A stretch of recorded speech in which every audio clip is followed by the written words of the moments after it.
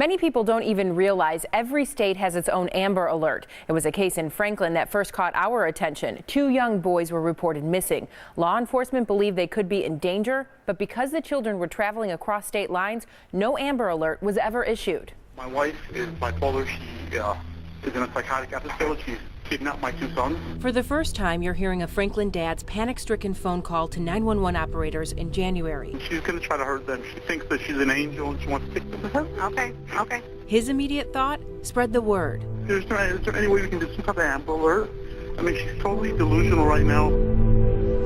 An Amber Alert was never issued for the 2 young brothers. Their photos were never even widely released. According to a Franklin police report obtained by today's TMJ4, just when the Department of Justice decided the case met the Amber Alert criteria and the kids could be in danger, the boy's mother used her credit card in Indiana, meaning they'd already left Wisconsin and traveled through Illinois. They'd eventually make their way to Ohio before the boys were found safe, 13 hours after their father first thought they were at risk. Everybody has their own system with their own criteria. You heard that right. Even though they're all called Amber Alerts, there is no national Amber Alert system. So if the missing children are no longer in one state, the Amber Alert doesn't transfer, and the process starts all over again. For there to be a nationwide Amber Alert system where Wisconsin could essentially activate in another state, we might be activating when we shouldn't, and that may lead to issues of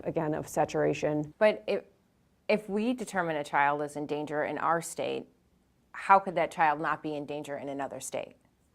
Well, I can't speak for the other states and their criteria, so you would have to ask the other states. Nationally, between 2010 and 2014, 169 Amber Alert children were found out of state. That's between 14 and 25% of cases every year. It needs to be done. I mean, without a doubt. If you just go state by state, people that live by the borders, they can be across the border in no time, and that state has no clue what they should be looking for.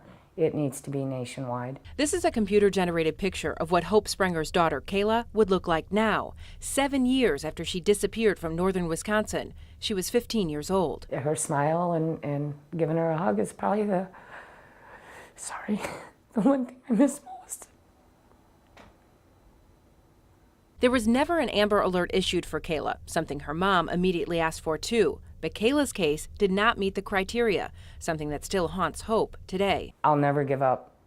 I'll never give up until I have that evidence or she is standing in front of me, but it's been very hard. Retired Milwaukee Police Detective Steve Spingola agrees with Hope. Having a national system would help speed up the Amber Alert process, saving time when it matters most. Law enforcement needs those, what I call eyes and ears from people to help us find those people safely and bring them back. Hope is already doing what she can to find missing children from other states. Now she wants the Amber Alert system to do the same. I'm always looking, I'm always posting. Doesn't matter what state they're from. Keep in mind, while an Amber Alert was never issued for the Franklin brothers or for Hope's daughter, local law enforcement do still investigate. And in Kayla's case, police are still looking for her. Bridget Shanahan, today's TMJ4.